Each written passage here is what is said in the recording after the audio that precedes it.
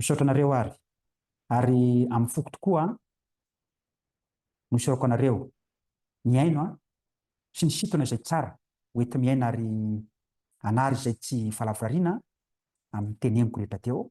Makasitraka makatelona dia mirary soantsika rehetra samy ho tain'Andriamanitra ary dia samy ankalaza ny paka isika mianakavy ary mahatsiaro ihany koa ireo atao hoe mahery fo ny firenena, mahery fo ny fiangonana lavo tamin'ny ady nisy teto Madagasikara dia engane fahasoavan'Andriamanitra hanampy antsika tsirairay avy hanampy anareo amin'ny asanareo fianakavianareo isa-tokantrano any amin'izay fiarahamonina misy anareo any indrindra mifampitoram-bavaka mba samy ho tain'Andriamanitra amin'ny adidy antsoroany tsirairay avy. Makasitraka makatelona tompoko lahy sy tompoko vavy. Veloma daholo misaotra tompoko. Misaotra ny mon père Matitsika dia misokatra zany ny ady hevitra sy ny fanontaniana samihafa momba an'izay zavatra zay. I mon père Matio moa rehefa nangatana tamin'ny voalohany amin'ny hoe hanao présentation momba ny thème voalohany io ny avenir du christianisme dia miprésenter les statistiques nataony ohatrany hoe nahatsara tena hoe tsy mahafeno ny zavatra tiany teneny izy raha tsy miresaka ihany koa le thème faharoa raha vao naheno hoe misy thème faharoa koa ataony ato izy manko nikasany hoe afa no ny antony samihafa tsy afaka avy izy araka ny hitantsika teo niresaka momba n'le thème faharoa koa izy fa miresantsika avy eo ka iza no andray micro voalohany amin'ny tsika aminareo ray aman-dreny mpitondra fiangonana ato mon père pasteur momba an'izay zavatra lazainy mon père Mathieu zay azafady misy tianareo ampiana ve na ahitsy ohatra na komantena aza miady ianareo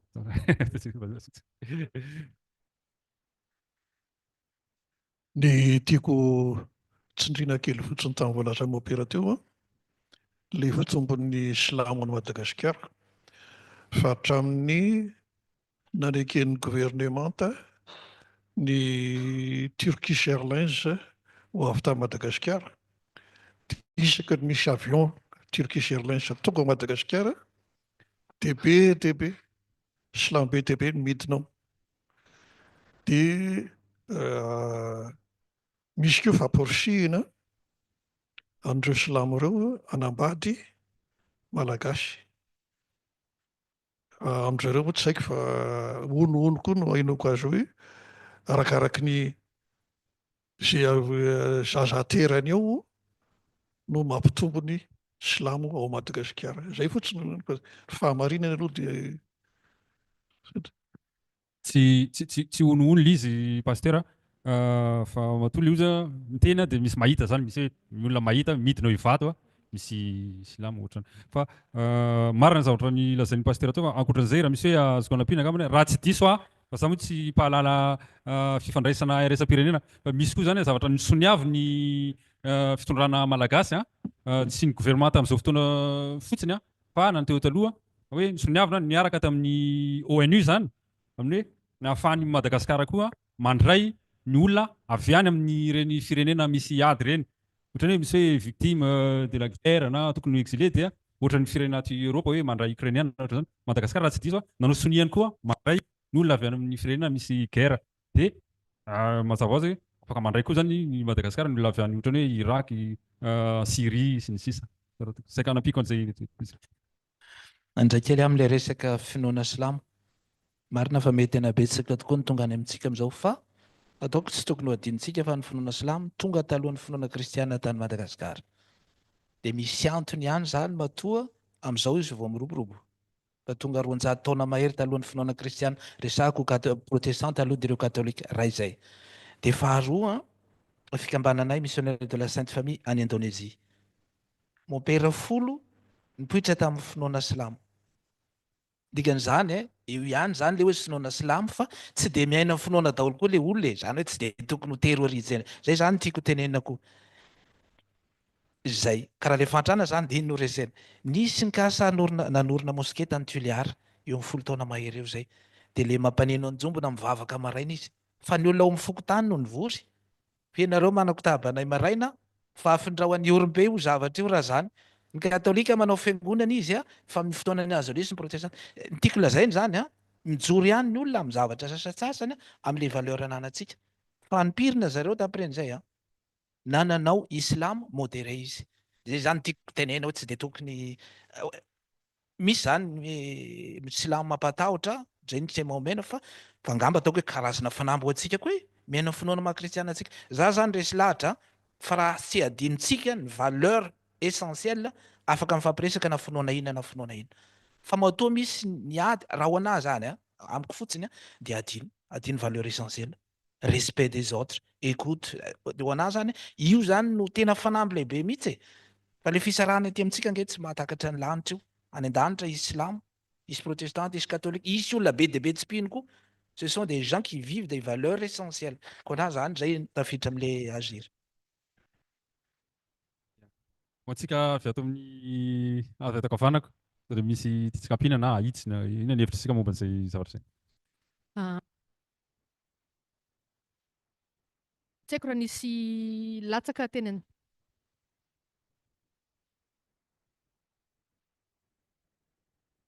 fantatro na nisy latsaka le statistika niraisiko teny an-dalana teny fa raha nilay nitenen'ny Mopera Mathieu teo dia hoe 10 isan-jato izao ny silamo any Madagasikara raha toa ka teo anelanelan'ny 3 na 5 isan-jato izy tamin'ny etude nataony teo aloha. Asa firy taona anelanelana nandehanan'ilay izy hatrany amin'ny 3 isan-jato ka hatrany amin'ny 10 isan-jato. Zavatra tiako tenena dia izao. Mety hoe radical be angambany fa malefaka foana ny zavatra amin'ny voalohany. Tsisy za manaja na za manana namana be dia be musulman, tsy manana olana amin'izany ako. Fa rehefa samy mipetraka amin'ny toerany dia mety ny zavatra rehetrarehetra. Fa hatraiza? Satria tokony tsy adinontsika fa marefo Madagasikara amin'izao fotoana izao. Marefo Madagasikara, izay manome vary anazy no arahany.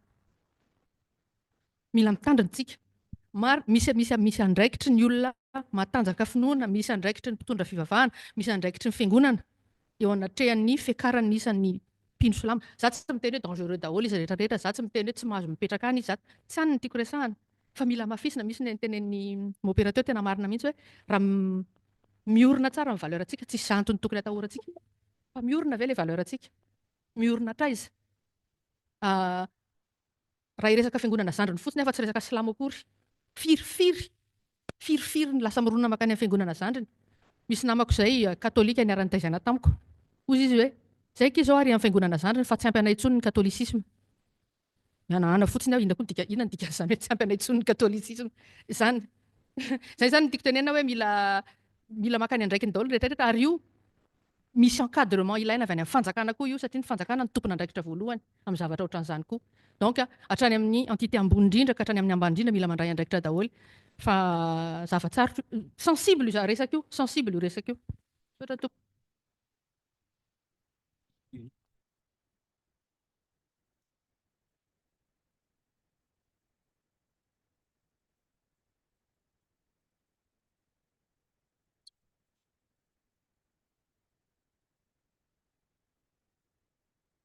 Oui, alors donc, je me suis présentée tout à l'heure.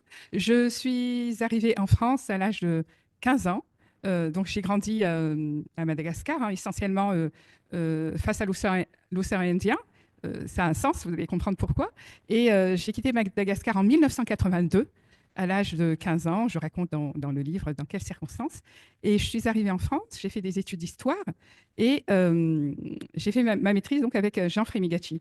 Et à l'issue de cette maîtrise, qui portait sur le mythe de l'efficacité de l'administration coloniale à Madagascar, j'ai voulu faire un DEA et on a refusé mon projet de DEA parce qu'en fait, je ne vais pas rentrer dans les détails, mais oui, tout simplement, on m'a refusé mon projet de DEA, il faut le dire tout de suite, parce qu'à l'issue de mon mémoire de maîtrise, j'ai démontré que en fait, l'administration coloniale mentait pour toutes les hiérarchies en fait, de canton, préfet, district, préfet, gouverneur. Quand ils faisaient des rapports, on voyait beaucoup, parce que j'ai passé mon temps dans les archives, ils disaient que c'était pas possible, c'était dur de tenir les communautés malgaches pour diverses raisons culturelles, surtout dans les côtes, dans le sud-est, etc. Et plus les rapports montaient, plus quand on arrivait en haut, à la hiérarchie, je voyais sur les rapports le mot RAS, rien à signaler. Et ensuite, on s'étonnait de comment se fait-il qu'à un moment donné, il y a des révoltes, et pourtant, à Tana, on n'était pas au courant. Et en fait, j'ai démontré qu'à chaque échelon administratif, pour se maintenir en pouvoir, on mentait. Et l'administration tenait sur ça. Et à l'issue de mon mémoire, j'ai dit, en fait, aujourd'hui, c'était donc en 1993, hein, aujourd'hui, c'est la même chose. On continue à mentir aux gens, à la Banque mondiale, au FMI, etc., pour garder le pouvoir. Et moi, je souhaitais faire un DEA donc, pour montrer comment l'UNESCO, tous ces organismes, se basent sur des rapports écrits. Et moi, je suis beaucoup dans l'oralité, dans ce qu'on ne dit pas, dans ce qu'on se cache. Et je voulais montrer que, comme ça ne respectait pas les cultures des populations, tout ce qu'on vient mettre de l'extérieur, ça ne pouvait pas marcher. Et donc, je proposais ça, et bien sûr, on n'a pas accepté mon projet de DEA. Et je me suis dit, je vais devenir professeur pour continuer à être étudiante. Et donc, après, c'est dans le livre que je raconte comment je suis arrivée à écrire. Pour faire vite, en 2011, je vis une expérience tragique à l'ambassade de Madagascar à Paris. Et là, je rencontre mon directeur de recherche, M. Fremigachi, et je lui dis, mais c'est pas possible de vivre une telle chose, quoi. Au sein même de mon ambassade, on m'expulse. J'ai l'impression que, pour moi, l'ambassade à Paris, c'était un peu notre Chanbei, quoi. On peut y aller naturellement, sans peur. Et là, j'ai vécu une expérience. Et quand je lui en fais part, il me dit, dans ces cas, écrivez votre propre histoire. Et je lui dis, mais non, mais peut-être qu'il faut que je fasse des études encore, une thèse, etc. Et il me dit, mais non, pas de thèse, il n'y a pas de thèse à faire, écrivez votre propre histoire. Il y a un genre littéraire qui s'appelle l'égo-histoire. Voilà ce que je voulais dire. Et quand on voit ces chiffres, bien sûr, on est sidéré, mais on sait tous pourquoi on en est arrivé là, quoi. On sait tous, et ayons peut-être le courage de dire, l'homme d'église tout à l'heure nous a dit, en tant qu'homme d'église, ayons le courage de dire la vérité. Et je pense qu'aujourd'hui, il est temps de se dire la vérité, d'ouvrir, parce qu'il y a un psaume, je crois, qui dit, c'est la vérité qui va nous libérer. Il est temps de regarder notre histoire en face et de se dire les vérités. Voilà.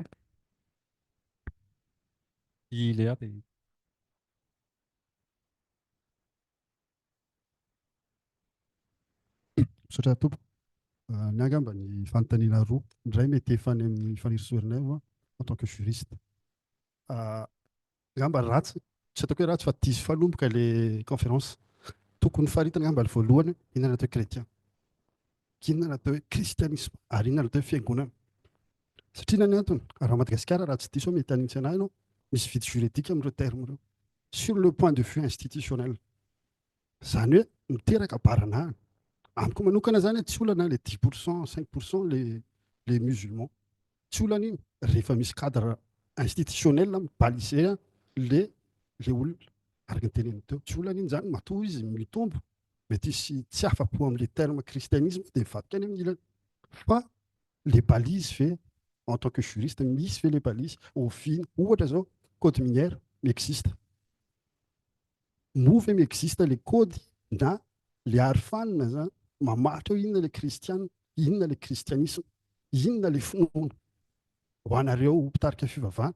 Move misy cadre juridique, tsy haiko statut-ana association ve lasa afaka mivadika fiangonana. Sa misy structure juridique mipetraka ny mahafiangonana fiangonana, maha-kristiana kristiana. Ça, il suffit de dire ouais, je suis chrétien, mais non Jésus-Christ. Donc, on a les 45-46% ampy fe zay. Tsika zao samy malala hoe misy olona miteny hoe tsangako maty tsangako velona Kristy teto tany to Madagasikara. Efa kristiana ao anatin'le 41% ve io. Misaotra tompoko, misy fanontaniana anankiray fandroana zany mety efa amin'ny mpitarika fivavahana apetrako angamba rehefa avy eo. Misaotra tompoko. Azafady indrindra. Alohan'ny amaliny madama Faniriso Herinay zay, azafady indrindra.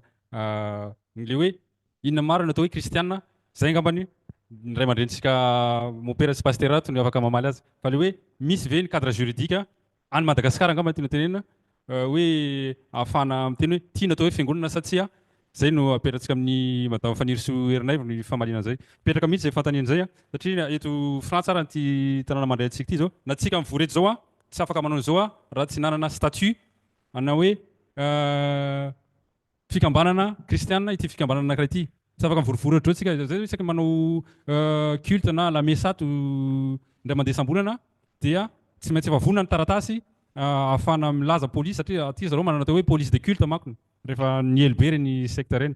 Dia raha sendra hoe mandalo izy zany manao contrôle dia iny taratasy iny no aseho azy hoe nahazo fahalalana zay nanao ny lizy.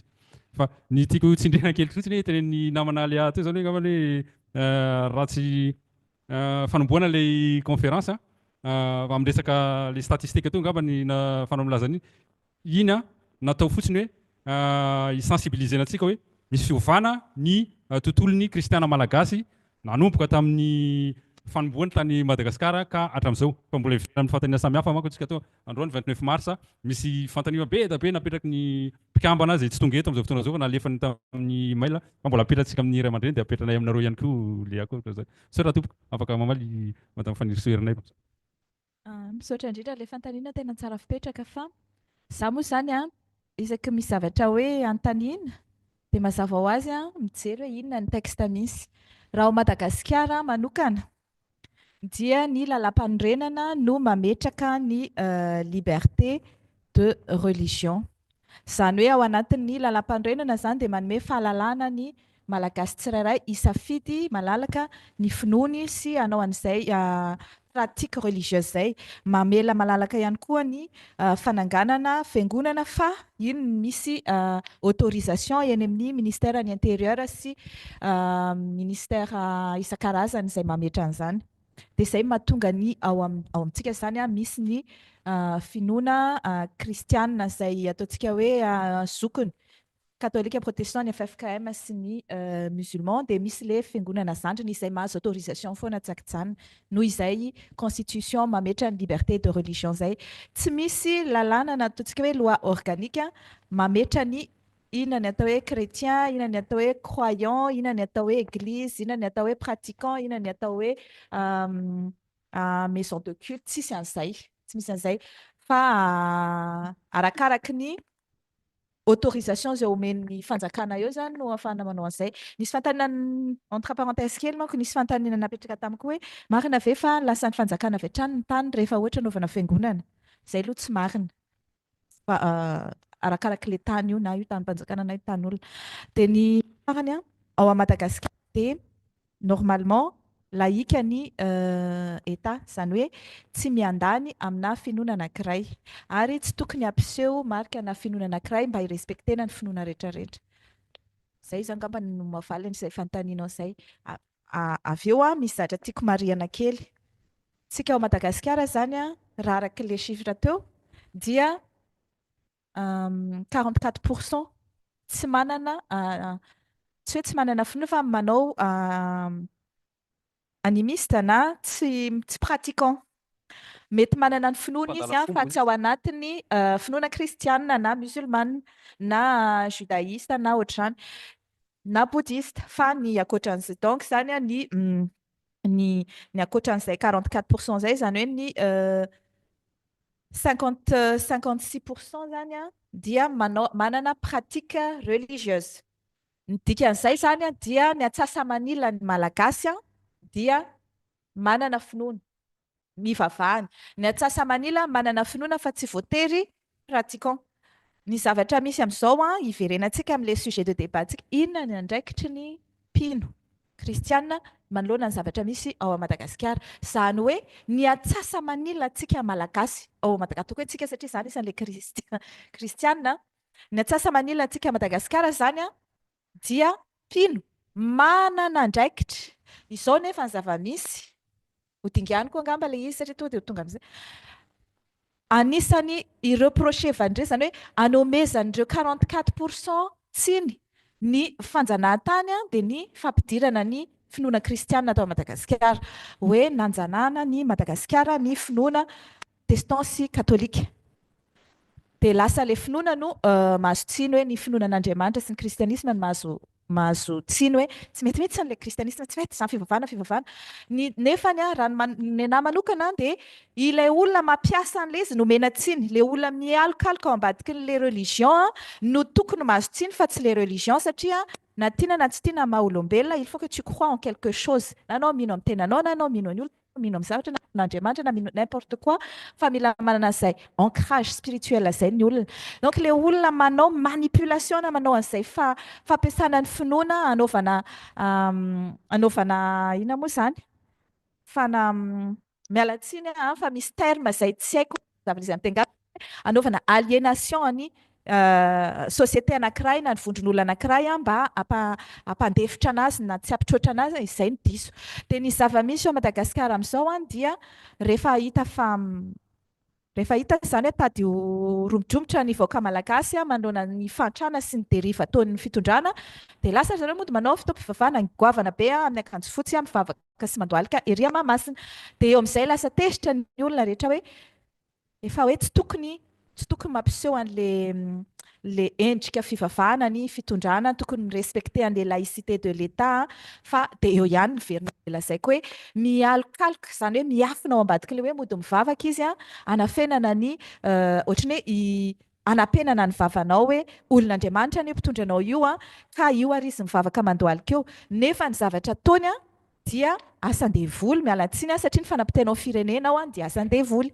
Dia izay zavatra izay no iverenako amin'ny tenao hoe tokony angamba hisy mihitsy ao anatin'ny constitution antsika hoe ny fampiasana ny fivavahana ialokalofana manoloana ny deriva ataonao tokony eloka haute trahison, satria manipulenao zany le majorité mivavaka izay mino ny finoana kristiana sy mino an'Andriamanitra, ilazanao fa ianao dia élu olon'Andriamanitra ka izay ataonao zany dia amen.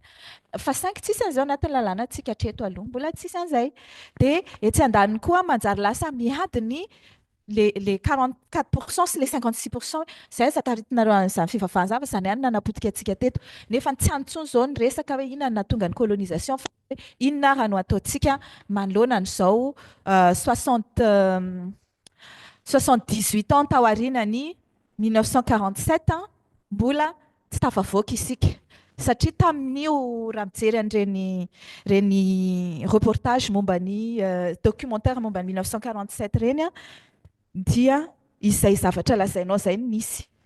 Tsy tany amin'ny ambanivohitra rehetrarehetra any Madagasikara zany efa manomboka tezitra ny olona hoe tsy aradrariny ny zavatra iainan'ny indigène sy ny citoyen ataon'ny colon, dia miakatra le fahatezerana farany raikitra ny rébellion.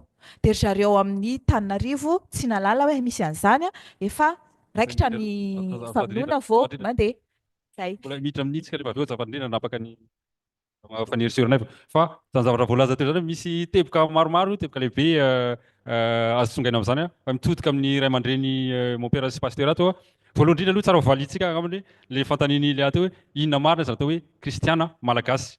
Dia zavatra faharoa teo hoe sika ohatrany hoe accusen'olona amin'le hoe tsika zany pomba ny fiangonana izay noentiny mpanjanaka tany Madagasikara. Resaka mbola ny FFKM tsika teo reo fiangonana mpikambana amin'ny FFKM reo mazava ho azy fa ny missionnaire avy aty ivelany mpanjanaka nitondra azy tao. Dia zay zany fantanina faharoa hoe ahoana ny fomba amalitsika fiangonana an'izay ohatrany hoe accusation zay.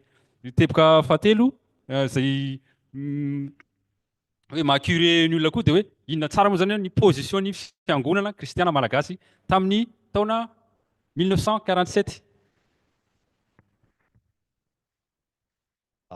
Mandeha irazafady misaotra fa misy zavatra vitsivitsy ho valiko nefa satria lava dia lava le fanontaniana ary tena tsy ho vita valiana amin'ity zavatra ty fivisionantsika ty fa tiako hoe avahana ny fanontaniana inona ny antsoina hoe kristianina. Alors qu'est-ce qu'on appelle chrétien? Misy dikany maro hoe officiellement hoe ny antsoina hoe kristianina dia ny olona milaza ny tena ny kristianina.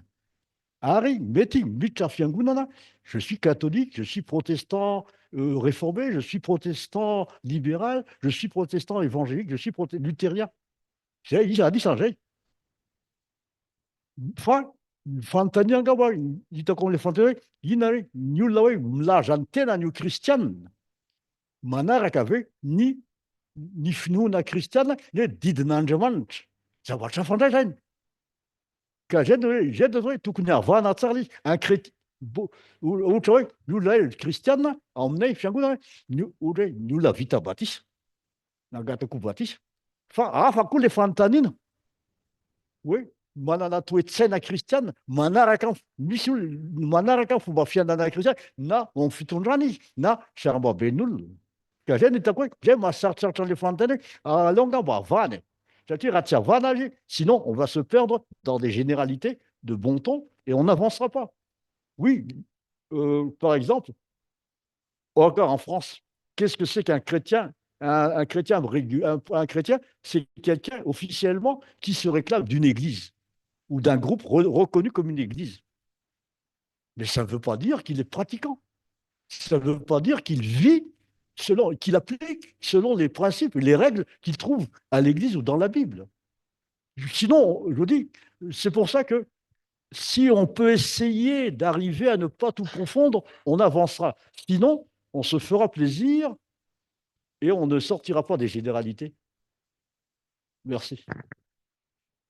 Séraphite. Oui, je voudrais saluer le collègue, il y a le pasteur Koutoulatib aussi qui est venu nous rejoindre et on le salue parce que, tiens, ça fait longtemps qu'on ne s'est pas vu et puis voilà, ça fait plaisir de se voir. Alors bon, la question, moi je voudrais quand même revenir avant de répondre à la question qu'est-ce qu'être chrétien? Bon, on peut se poser des tas de questions, qu'est-ce qu'être protestant, qu'est-ce qu'être catholique, qu'est-ce qu'être musulman? Mais il y a deux chiffres qui nous ont étonnés tout à l'heure. 10% de musulmans à Madagascar maintenant, et puis 300 sectes. Alors bon, ce sont deux entités religieuses qui sans doute ne nous sont pas familières, mais moi, je ne suis pas étonné. Et puis, moi, je suis pour le pluralisme religieux. À Madagascar, il y a les chrétiens, il y a les hindous, il y a aussi des juifs sans doute, il y a des musulmans, et voilà, ce pluralisme religieux est une richesse pour moi, parce qu'il y a une possibilité si on dialogue, si on discute, si on se respecte, et je rejoins le prêtre Benjamin qui a dit tout à l'heure que c'est tout à fait possible d'avoir une certaine fraternité, solidarité et empathie aussi. Et c'est ce qui se passe en France. Moi, je suis avec les musulmans, les juifs, les chrétiens, les catholiques, les protestants, et ô combien c'est une richesse. Il n'y a pas que les chrétiens qui existent dans ce monde, mais il y a aussi d'autres religions. Et je suis pour ce pluralisme. C'est un enrichissement. Et puis, être chrétien, ce n'est pas être enfermé dans une manière de voir, dans un carcan. L'apôtre Paul a été affronté, il a confronté plusieurs. Il y a des religions autres que, voilà, lui. Et la question des sectes, 300 sectes, il a dit le père Mathieu. Alors bon, à Madagascar, si vous nous écoutiez bien les uns et les autres, quand il y a une communauté qui se forme là, tiens, voilà, c'est une secte. Bon, quand on ne connaît pas, euh, quand il y a quelque chose de nouveau. Et je pense aussi quand on veut dire du mal de quelqu'un, ah tiens, mais il est chez les sectes là-bas. Et ça, c'est quelque chose qui est sans savoir vraiment qu'est-ce qu'il y a derrière. Et sans tenir compte que s'il y a ces mouvements religieux, c'est qu'il y a une raison. C'est vrai qu'on se focalise sur bon, il y a le Conseil écuménique des églises chrétiennes de Madagascar, qui regroupe les catholiques, les protestants, les anglicans, mais les autres, on n'en parle pas. Et pourtant, ô combien ces mouvements religieux ou nouveaux mouvements religieux sont vraiment, prennent beaucoup de place à Madagascar. Je parle du FPVM, hein, je parle aussi le Dissos Mamoun, on connaît son existence depuis les années 60. Alors bon, il y a cette coexistence, mais moi, ce que je trouve avec bon, là, c'est l'avenir du christianisme. L'avenir du christianisme, pour moi, c'est dans le dialogue, dans le respect des uns et des autres. Essayer de connaître l'autre, l'avenir réside. Il y a une possibilité d'ouverture, d'accueil de l'autre. Et là, quand on ne connaît pas, je sais pas, je ne connais pas le Désossement Monde, c'est pentecôtiste, bien entendu, mais il faut essayer de connaître. Mais il n'y a pas que les luthériens et les réformés qui existent à Madagascar. Alors, justement, j'ajouterais que le mot secte n'est pas un terme neutre. Je ne sais pas si vous le savez, mais dans l'Antiquité, les chrétiens étaient appelés une secte. Ça vient d'un mot latin qui veut dire se couper du groupe. Je préfère en Madagascar, on dit Fiangunana Zanjan. C'est-à-dire qu'il n'y a plus de. Le mot secte est un terme péjoratif. Ah, Mayol, c'est une secte. Par exemple, Zesos Mamoun, c'est une secte. Disent ceux qui n'en font pas partie. Or, effectivement, la réalité à Madagascar. Voyez-vous, je m'adresse à monsieur qui est français. Vous savez, la grande différence entre Madagascar et la France, c'est qu'en France, on n'arrête pas de fermer des églises et de les vendre. À Madagascar, le plus étonnant, on n'arrête pas d'élargir physiquement des églises, de grandir, d'en construire sans arrêt. C'est-à-dire que les Malgaches sont un peuple profondément religieux, quelle que soit la religion et le groupement dont ils se réclament, et parce que depuis toujours, les Malgaches ont toujours estimé que l'Église, la foi, fait partie de leur vie, à tel point, et Madame Herrera nous le confirmera peut-être, le mot dans la constitution malgache, le Dieu fait partie, le Dieu Madagascar se réclame de Dieu et des ancêtres, sans qu'il soit précisé qui est ce Dieu. Et c'est dans la constitution malgache. Donc, oui, si nous sommes ici, c'est parce que justement, les Malgaches sont profondément religieux. Je vais même vous dire une chose, je le dis toujours à mes amis français.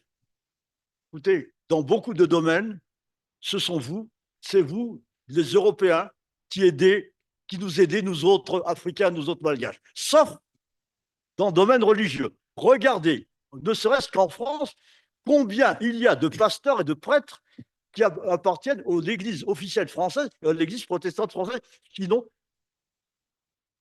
toutes ces églises et tous ces temples, beaucoup auraient disparu depuis longtemps. Donc voilà, ça fait partie de notre vie, et c'est très important, au-delà de nos différences, et ça, là où nous sommes tous d'accord, c'est que les différences qu'il y a entre nous autres, parce qu'il y en a, sont moins importantes que ce qui nous rassemble et ce qui nous réunit. Vous voulez un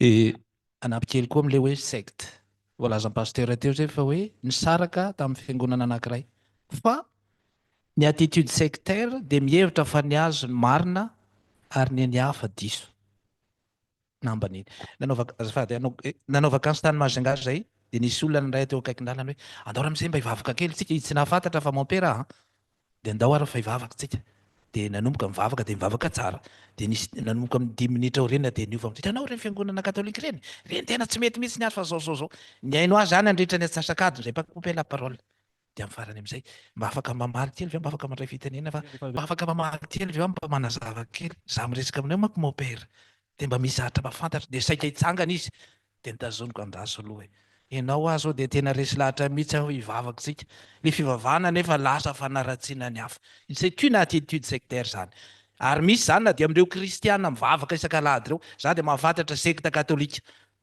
fa le toe-tsaina mihitsy zany mahasectaire hoe ianao ihany manana marina raha izay dia le ho fiampangano le olona miteny hoe isany nanamora ny toe-tsainy fanjanahantany ny fivavahana ny vatongava everiko raha za zany mamaly an'izay olona miteny an'izay dia hoe mba jerevy ihany koa ny tantara inona ny nety ny fiangonana tany le té à l'origine de la scolarisation ny fanabeazana misy lafin-javatra koa za raha izay faharoa fiangonana katolika fotsiny mba fantatro kely eto 1953 évêque frantsay 12 niasa tany Madagasikara nanao taratasy tamin'ny filoha frantsay mendrika hanana ny fahaleovantenany Madagasikara évêque frantsay aty izy voatery tany Madagasikara mahita hoe tokony hanana ny fahaleovantenany gasy fa tsy tokony ho zay dia isany nanana poids lehibe io taratasy io ary ratsy ny passeportny zareo taty fa ianareo vazaha ndray zany tena miady ho an'zareto olo reto donc raha misy olona miteny amin'izay dia hoe mety marina amin'ny zavatra sasany fa mba nisy an'izao koa nefa ireo olona reo tany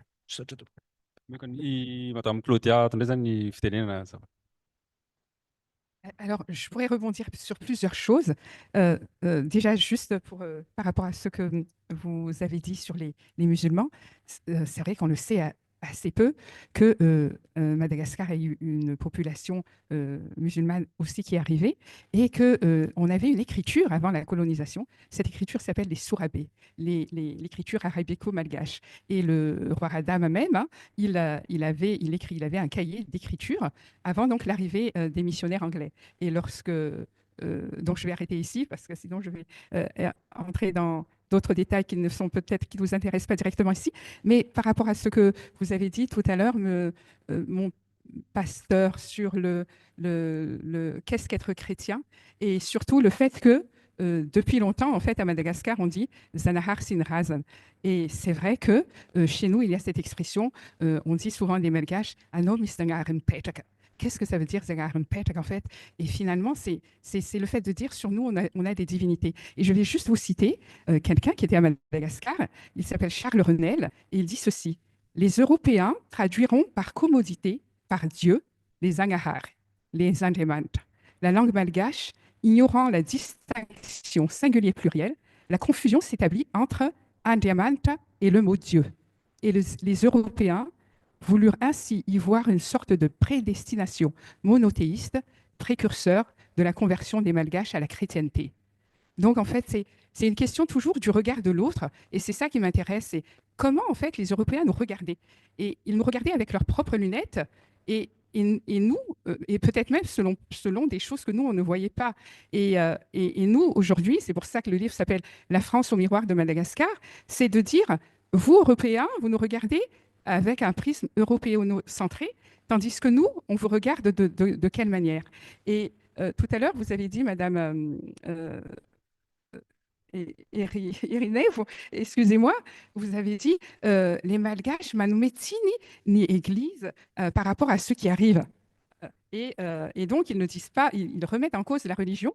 Et moi, c'est ce qui m'est arrivé, en fait. En 1987, quand je suis arrivée donc en France en 82, mon père est mort, mon père donc, est animiste, hein, donc je suis la fusion entre une maman chrétienne catholique fervente et un père animiste. Et en 1987, je me suis dit, mais comment se fait-il que ma mère, qui prie autant catholique, sombre dans la pauvreté à Madagascar, dans un pays corrompu? En fait, plus elle priait dans un pays corrompu, plus elle s'appauvrissait. Et or, moi, on m'a donné comme valeur de ne pas mentir et surtout de ne pas trahir mes propres valeurs. Donc, dans un pays corrompu, le chrétien qui respecte ses valeurs s'appauvrit forcément. Et à un moment donné, en me posant cette question, eh ben, il m'est apparu qu'il me manquait une clé. Et cette clé, en fait, je l'ai trouvée dans le bouddhisme. Et donc, quand je suis allée vers le bouddhisme, j'ai réalisé tout simplement qu'il y avait un malgache, un jésuite, qui s'appelait Damantsua. On ne le connaît pas. Et il a en fait écrit un livre, donc il était déjà jésuite, et il a dit qu'en fait, dans notre culture, il y a déjà cette philosophie avec le fameux Nitut Stivis Faniatodum Vern. Voilà, c'est ça.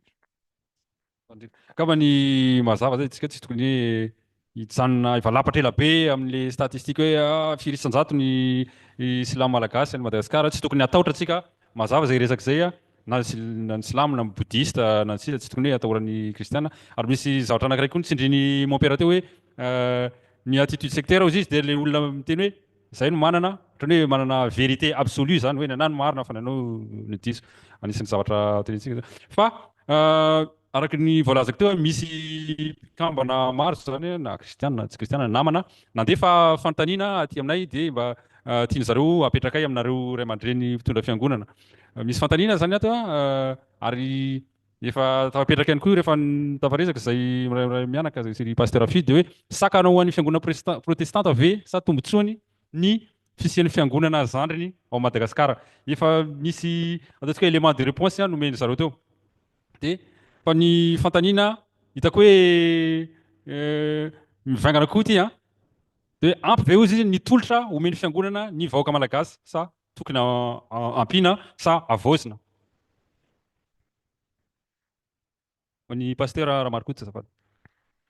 Ia, ny rehefa mihaino ny resaka rehetra teo izay fanontaniana napetraka ao izay dia misy antony anankiroa no mampisy an'ilay fiangonana zandriny. Izany hoe antony anankiray avy amin'ny mpitondra fiangonana ary antony anankiray avy amin'ny kristianina. Le voalohany ilay faharoa no hoe pasteur Emilien Razaferson tamin'ny mbola fahavelony hoe misy ny tena kristianina votom-pinoana ary tena miaina ny fampianaran'i Jesosy ary misy kosa ireo zany ilay kristianina tena hoe votom-pinoana miaina manaraka ny fampianaran'i Jesosy dia ilay tena miaina amin'ilay hoe fifankatiavana, fifandraisana sy ohatran'izany. Fa misy kosa kristianina ataon'ny pasteur Emilia Ratraverson hoe kristiana sosialy. Le kristiana sosialy dia zao hoe zay ireo tanànao zany a samy mandeha miangona na any amin'ny katolika na any amin'ny protestant rehefa lahady ohatra. Dia za ve zany a mahamenatra hoe za rery ve zany tsy mba mandeha miangona, dia andeha miangona fotsiny a pour être ilazana hoe kristiana le rangahy eo. Zany hoe tsy basé amin'ny fiankinana amin'ny finoanan'ny Jesoa, fa fotsiny hoe c'est pour ma commodité, pour être conforme avec ny olona eto. Ka io a mahatonga le hoe tsy matotra amin'ny finoana zany le olona, dia ny zavatra ao an-tsainy betsaka dia ny hoe na izy hoe ny heviny tiany nitondrany an'ilay fiangonana zany a toetra mitondra fikambanana, dia ny heviny tiany hanjaka ao, fa tsy ao aminy mihitsy ny hoe ny hevitry ny tompo no tokony ho tedavina, no tsy maintsy tedavina amin'ny fitondrana amin'ny fiangonana. Zay ny anankiray. Dia ny sasany indray vokatra izay mantsy dia hoe tonga amin'izay ary le karazana tentation a, dia misy fampianarana diso. Raha vakianareo ny asan'ny apôstôly toko roapolo andiny sivy amby roapolo sy telopolo, dia ao misy ny hoe matoa misy ny korotana anatin'ny fiangonana, dia avy ao anatiny ny manan-korotana fa tsy ny avy aty ivelany. Satria ao anatin'ny fiangonana ny hevitro indrindra ny zahay protestant tena manana an'izay an'izay, fa ny katolika indray mbola manaraka discipline izy hoe zay lazainy mopera dia rahako, fa ny aty dia hoe izao mety tokony hitondrana azy fa tsy zany. Zay le ka ny antony faharoa ndraiky io zany a dia lazaiko hoe vokatry ny mpitondra fivavahana. Le mpitondra fivavahana matoa misy izay le hoe mandeha malasa makany amin'ny fiangonana zandriny, dia satria tsy vitanay mpitondra fivavahana ny tena mampianatra ny tena fotom-pinoana sy mandresy lahatra ny vahoakanay. Dia rehefa tonga zany le hevi-baovao avy any ananina dia lasa manaraka any izy satria tsy voatananay. Misy zavatra voasitona tsikelikely tamin'ny voalohany, efatra monja amin'ny fiangonana misy olona 200 manatrika an'ilay izy, fa zao mitombo. Rehefa hitany fa hoe misy zavatra mamaly ny etaetany ao. Ary farany tiako lazaina kosa indray dia izao hoe angamba tokony ato amin'ny tapany faharoa zay no lazaiko, fa lazaiko teny izao: isika kristianina tsy mba mahay mifampiaro. Ny silamo misy atoko lehibe anankiroa zay tena hoe fanohitra ary miady entre izy. Fa raha ohatra ianao ka hoe miataka silamo anankiray, tonga dia ny silamo rehetrarehetra no avy hatrany dia manenjika anao miady aminao. Fa ny antsika kristianina ahoana? Isika indray ary miady amin'ilay namantsika kristianina. Zay le izy. Raha misy tsy mba misy hoe raha misy manenjika kristianina hoe ty olona ty katolika dia misy manenjika azy, dia tokony mba hiazakazaka tsy ny katolika fotsiny fa ny kristianina rehetra miaraka zany tiako lazaina amin'izay hoe tsy misy firaisan-kina ao amintsika kristianina. Sao dia misy manana fanontaniana aloha tsika eny amin'ny assistance eny. Tsy misy manakatana. Ny menany rato tamin'ny faniry-soerinay. Te hamaly kely an'izay le fanontaniana izay manoloana an'ilay hoe inona tokoa mahatonga ny firoborobon'ny musulman sy ny fiangonana zandriny ao Madagasikara tato anto.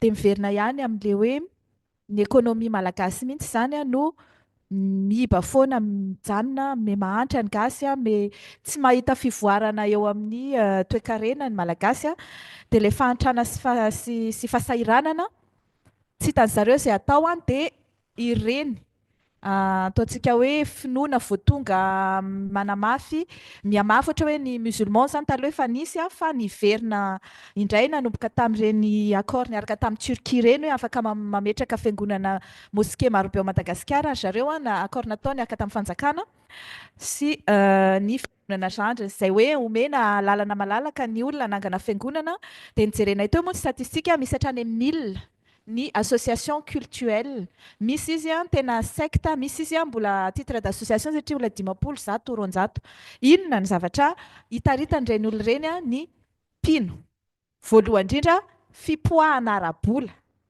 mampanantena izy hoe manaova ampafolo-karena tonga fa vavaka isan'andro manaova rakitra ny rakitra alohanao androany mipoaka folo eny apisy miracle fiainanao manaova hetsika ho an'le mpitarika fivavahanao ho an'le paster ao dia hotahian'Andriamanitra ny fiainanao dia remarqueo fa lasa tsy mandeha tena loatra miasa ny intsony ary an'ireny mivavaka amin'le tena secte vaovao ireny fa tena hoe mivavaka 7 jours sur 7 ao manantena izay fipoahana ara-bola izay dia tsy andaniny koa ny miracle isan-karazany hoe ny malagasy araka ny teneniko manana tendance mino manana prédisposition zany manana finoana amina zavatra tsy hitanitsony tsy dia tena ohatran'ny européenne hoe pragmatiste na mila Saint Thomas hoe izany hitako aloha vao mino fa itsika mino mora mino dia ao anatin'ny kristianisme izay nitaizana ny ankabeazan'ny malagasy nefa dia izay finoana izay nefa le finoana chrétien teo ataontsika hoe le kristiana anatin'ny FFKM sotrana tsy dia tena miracle atsony tsy dia tena ohatrany tamin'ny andron'i Jesosy hoe misy mitsangana amin'ny maty misy malemy mitsangana misy marary sitrana fa amin'itony secte tony dia mampanantena zareo hoe ino marary ianao ino marary ianao sitrana ianao misy marary sitrana ianao nefa le zatra indraindray hypnose indraindray le izy arnaky tsy haintsony donc zany fipoahana ara-bola miracle mon ami fanasitranana ny malemy sy ny marary ny mitsangana tsy haiko mbola nisy hoe hitatandraza so ny fantatra hoe nitsangana tamin'ny maty tena nampitsangana ny tenany tamin'ny maty dia ny farany dia le hoe manome an'izay espoir ho an'ny malagasy izay satria ao anatin'le hoe tsy manana fanantenana tsy misy ny asa tsy misy ny fivoaran'ny toe-karena miodikodina tena mitourner en rond ao anatin'io firenena io le malagasy hitan'ny statistika fa misy diso kely moa le izy azafady fa eo amin'ny 76% hoe zany taux d'alphabétisation à Madagascar dikan'izay 7 isan-jato ny malagasy mahay mamaky teny sy manoratra fa 5 amin'ireo 76% ireo eo amin'ny 80% eo no 20 ka hatramin'ny 5 taona ao anatiny tsy dia tena fisiana avenir économique tsy fantany hoe na hianatra izy dia hanao inona hiasa izy hiasa amoron'asa izy inona le asa foronina dia lasa mirona any anatin'ny secte fivavahana ohatrany hoe misy fizarana fond de commerce any amin'ny musulman misy an'izany manko amin'izao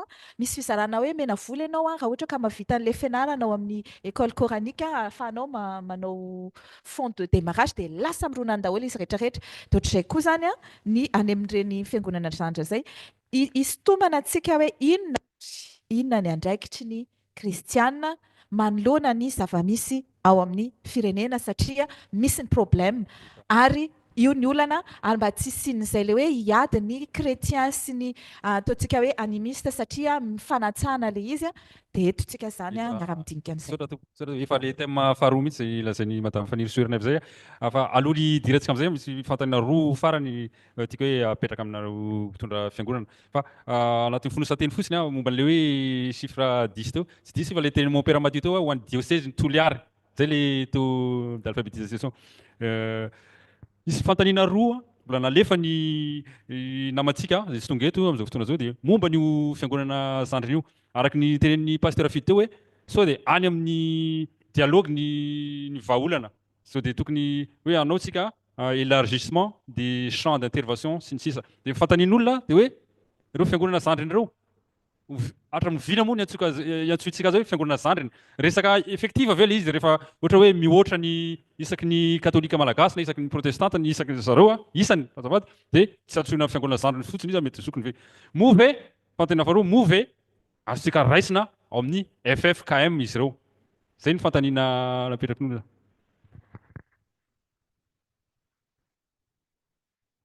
Amiko aloha le fisian'ny antoko-bavahana maro karazana hitako hoe mety hitondra le izy fandrosoana ho an'ny kristianina malagasy voalohany indrindra satria kristianina koa reo ninina lazainao tsy afaka hitenenao hoe reo mpino tsy mino reo ary zay le izy tokony hisokatsika hoe misy manana fomba anehoany ny finoany samy hafa no itsika zany. Ny pentecôtiste ny Jesosy mamonjy zany reo fivavahana zandriny matoa misy ny fivavahana zandriny nisy ny io anie ny ainga atao Andravoahangy ambony miaraka tamin'ny pasteur Andriantono tsy te hitantarany zavatra rehetra nisy fa zavatra tsy fanarahan-kevitra atao amin'ny FJKM io ary ninona lazaina hoe reo fiangonan'ireo fiangonana kristianina reo tsy afaka ianao ilaza hoe tsy kristianina reo ary ianao na fiangonana FJKM na luterana na ina hoe zay ny manana marina araka ny lazainy mon père Mathieu teo fa afaka kosa tsika hoe mba hoe hiara-iasa ny herintsika zany praisitsika mba hitondra hampandroso ny firenena mba hijoro vavolombelona miaraka zany fa tsy hoe anentsika an'le sasany no fa afaka miara-miasa afaka fanometanana ary mijoro vavolombelona miaraka zany zay maha-kristianina ny kristianina inona maha-kristianina ny kristianina amin'ny fanontaniana atao hoe tiavony Jehovah Andriamanitra ao voalohany indrindra tiavony namanao tahaka ny tenanao raha ianao samy kristianina tsy mifankaty ahoana ny fomba hitorianao ny filazantsara any amin'reto atsasany malagasy tsy mino reo zany no mission zany natao an'ny fiangonana annoncer la bonne nouvelle au monde filazantsara ny Jesosy Kristy filazantsara mitondra fiainana ny famelana sy ny réconciliation tadiavin'ny olombelona tsirairay anie dia zao mitady ny fiadanana mitady ny fahamarinana mitady ny fiainana milamina mitady ny fiainana mandroso raha zany tadiavin'ny olombelona ary ny fivavahana kristianina dia miezaka mitaiza olombanina ny kristianina tsaroa fa tamin'ny andro ny fanjanahantany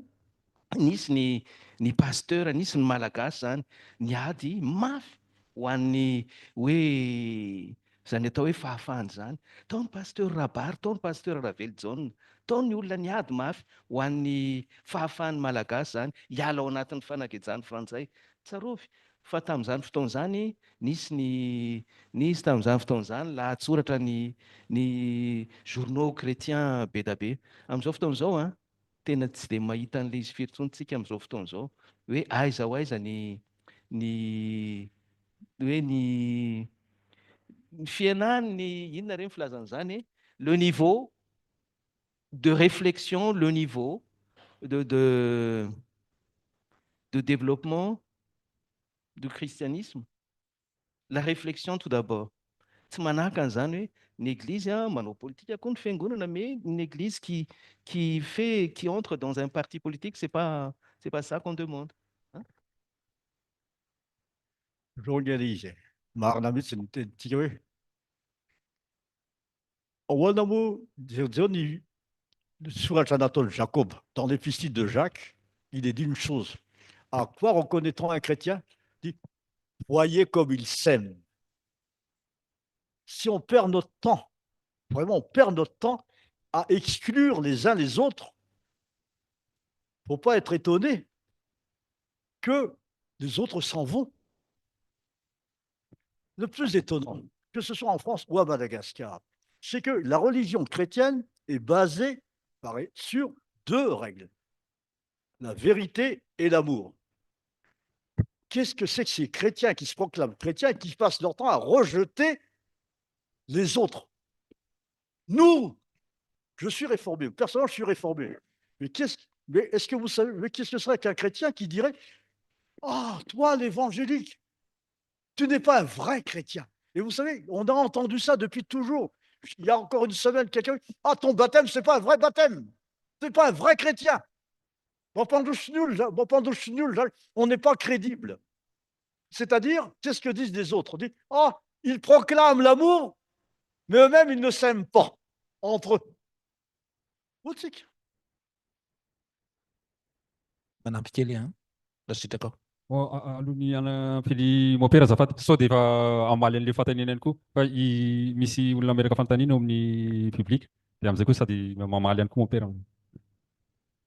aloha lefa mompera ny aloha resaka sekta teo zany a roa fotsiny tiako tenenina voalohany a ny avantagen'le sekta manabe ny mpitondra fiangonana sy ny fiangonana mampibebaka aza jerena amin'ny lafiny ratsy fotsiny a fa raha misy olona miala amin'ny fiangonana anankiray dia raha zaza ohatra pretra misy ny kristianako lasa mifindra amin'ny ataontsika hoe sekta dia mametra-panontaniana inona hono mety mahatonga azy dia manampy azy zay anatsara ny zavatra sasany raisina amin'ny lafiny pozitif izy faharoa koa le sekta zany le fiangonana miorina dia manambara fa ny fiangonana zokiny manaja ny fahafahany olona fa tsy isan-kalahatra izy izany tonga izany tsy tonga non teo tonga donc misy lafiny zavatra tsara le respect de la liberté de chacun à la religion voalaza tamin'ny constitution zay fa mifinoana alady koa ohatr'izay misy olona fantatra fa rehefa tsy eo zay mialady manaraka za tsy afaka hiteny hoe taiza madama ohatra ny tsita voilà donc misy liberté voahaja ao anatiny a fa misy karazana interpellation mampandinika koa sy mampivoatra hoe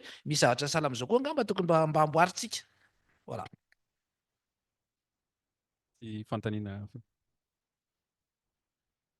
alefa sary fantareo anao pause kely tsika raha hoe alohan'ny hidirana amin'ny le thème faharoa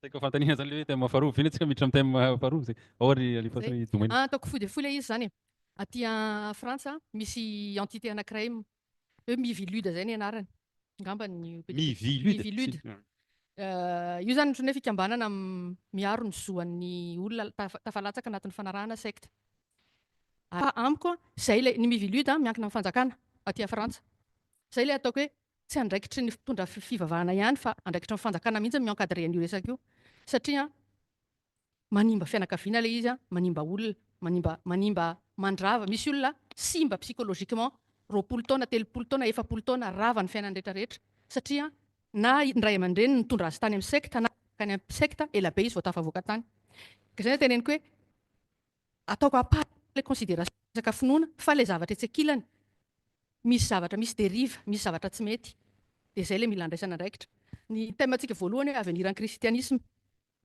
eo anatrehany zavatra ohatran'izany tsika tsy mampanantena miracle araka ny lazain'ny madame Fanny Rousseau teo du moins ny fiangonana zokiny tsy mampanantena miracle inona ny hampanantena ny fiangonana zokiny raha manao sitrapon'Andriamanitra ianao dia manjova ny fanjakan'ny lanitra ihany ny afaka miazo ny entre mpanantenaina inona ny hampanantenain'ny sekta ny mpino azy raha manao fahafolo-karena ianao dia mahazovy amin'Andriamanitra tena zany ve voasoratra ao anatin'ny baiboly amiko hoe inona ny avenir en christianisme oui voasoratra izay za koa efa somary saika nirona tany amin'ny sekta matoa ary misaotra an'Andriamanitra tafavoaka na aingana tao fa za zany tena misy émotion mihitsy rehefa miresaka an'io satria manimba olona io soratsika rehetra mazava kaba izay hoe iza moa ireto tsika tianina tsika na mandeha ty micro ty mandeha tsara dia rehefa nametraka fantaniana teo mivalin'ny raha mandreny pasteur Simon Pera izy fa ohatrany hoe sanatria vavaviteny hoe somary manao famaliana politicien nareo hitako hoe satao bien satria mety resaka politika atsika rehefa avy eo raha nantany zany hoe tokony raisina ve ny fiangonana zandriny tokony ampidirina anatin'ny FFKM raha zidio tsy tonga dia niteny nareo hoe oui ou non fa mazava ihany lizy hoe misy balise zany ny fiangonana sasany amin'ireo fiangonana zandriny ireo dia mitarika olona any amin'ny zavatra hafa ohatra hoe le zavatra nitenen'ny ranambavy domoina teo hoe misy victime zany le olona sasany amin'ilay dia zay miala tsiny zay le fantanina saika apetrako teo hoe zareo koa hoe te hiara-iasa amintsika sa tsy hoe tsika mety hoe te hiara-iasa reo fiangonana zandriny ve te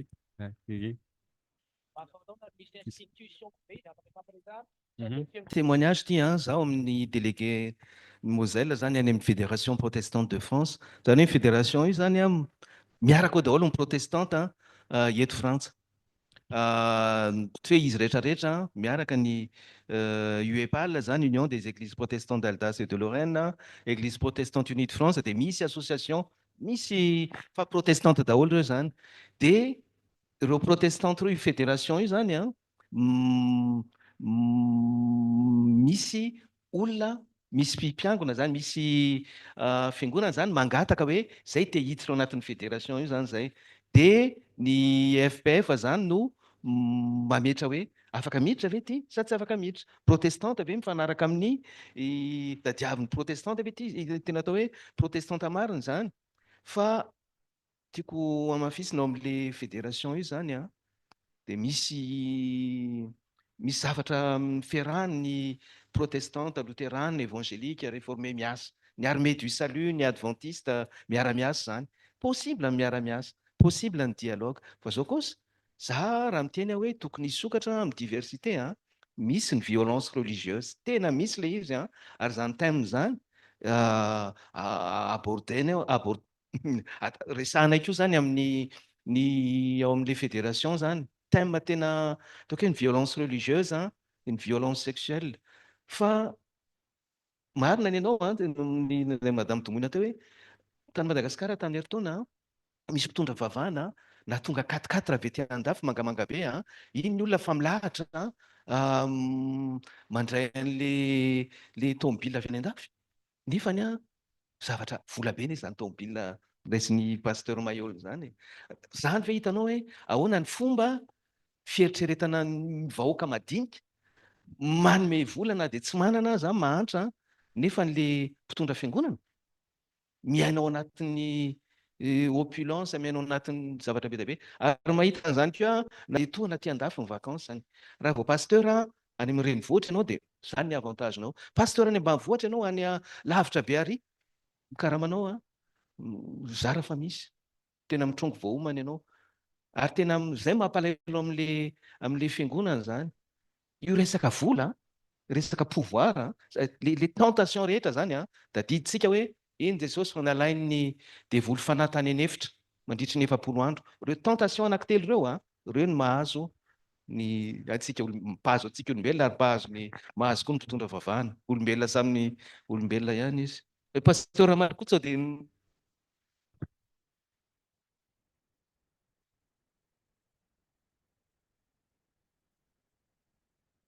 tiako tenena fotsiny ngamba ty zao hoe efa tafiditra amin'le sujet manaraka tsika zao a, sao dia azotsika dinihina hoe inona ary no action tokony ho atao. Zay le satsika pasteur fa alohan'izay a dia anao pause kely alohatsika raha etaeta miaraka dia zakina fa atsika hoe mifankahalala zay mbola tsy mifankahalala eto amin'ity groupe ity dia mbola misaotra atsika rehetra, misaotra nareo mpandraitsara rehetra tamin'ny nahavitanany ny dingana voalohany iny, misaotra tokoa.